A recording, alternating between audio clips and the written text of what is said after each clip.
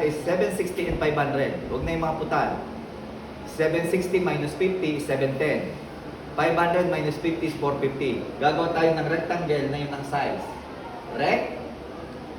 Rectangle na may dimension na ano? 7, 10 by 450. O, alam ninyo na tama na yung mga dimension nyo na kasi pag nag-command kayo 750 ay 710 by 450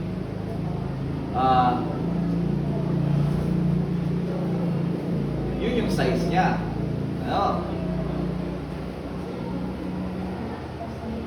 Kung minsan, ginagawa ko, nag-estimate na lang ako niyan sa kanto kasi itong broken line na ito ay 13 mm ito. Tama? Bakit 50 by 50? Kasi 1 inch sa itaas, 1 inch sa ibaba. Both sides is 1 inch. Kung natin, wag natin, wala naman sa inyo, pag nagsubmit kayong plano, wala naman magko-correct sa inyo.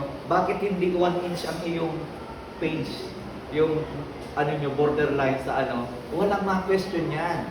Kasi nga, yung ibang kumpanya, medyo less than 1 inch pa eh. Ha?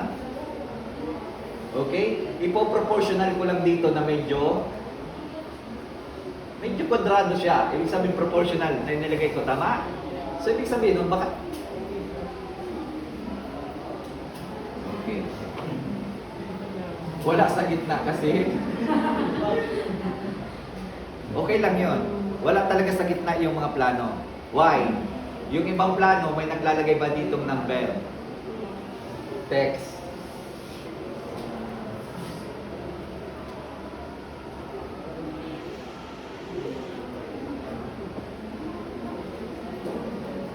Yung ibang plano,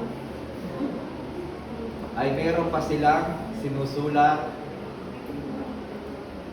dito sa gilid. Mga ganyan. Okay. File. Open.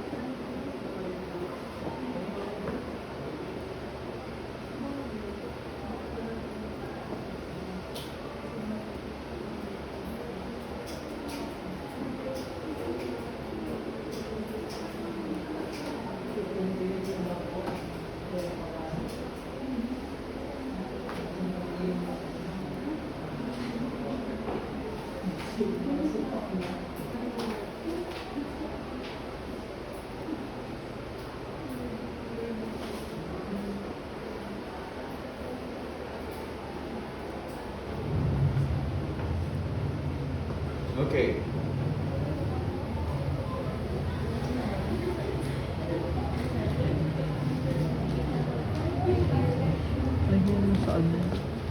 Ito yung sa ibang bansa.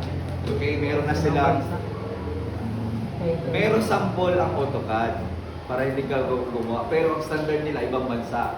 Ano, pag nag-click ka, automatic nakaset na yung ang tawag natin dito ay dynamic block. Ibig sabihin, ganyan yung gagawin nyo next ano natin. Pero, ang objective muna inyo ay gumawa ng isang title block. Itong dynamic block, saka na lang natin to. Saka na lang nyo. Pag. Ibig sabihin, meron yan. May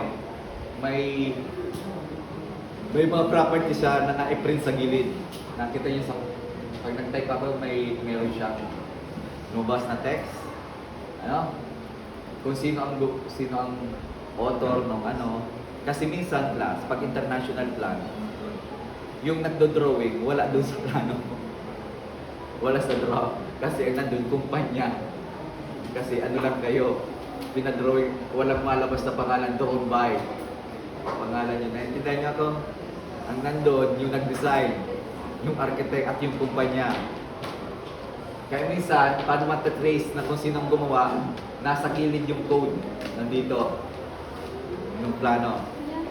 Ha? Ano? Hindi, ibig sabihin, pag nagawa kayo ng title block, pag international plan, meron na yan, papasok lang ninyo yung pangalan nyo.